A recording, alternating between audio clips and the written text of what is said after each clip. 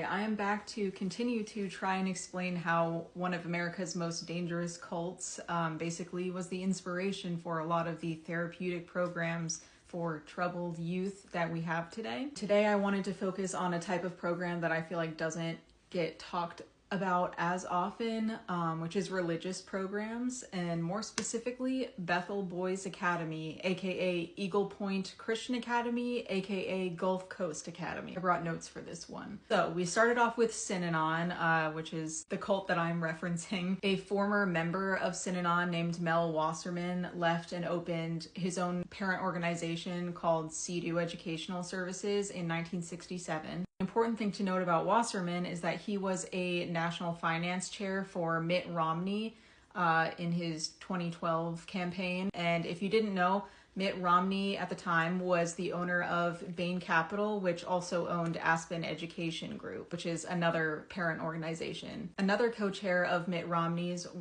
he was a co-chair of the Utah State Fundraising Committee, Robert Litchfield. Robert Litchfield went on to create WASP. You may have heard of WASPs before, not the bug. It was a parent organization that stood for the Worldwide Association for Specialty Schools and Programs. It has since been defunct.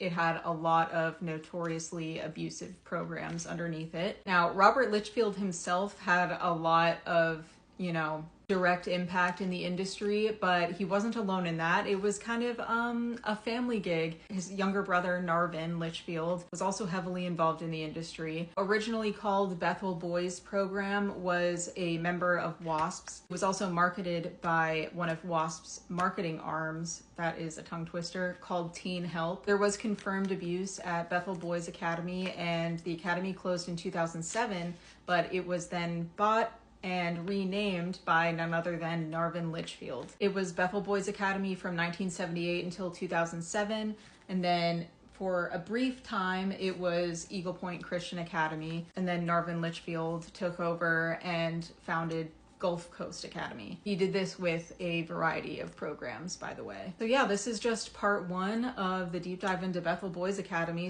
/ Eagle Point Christian Academy / Gulf Coast Academy. That's just one explanation of how we got from Synanon cult to a therapeutic program for children.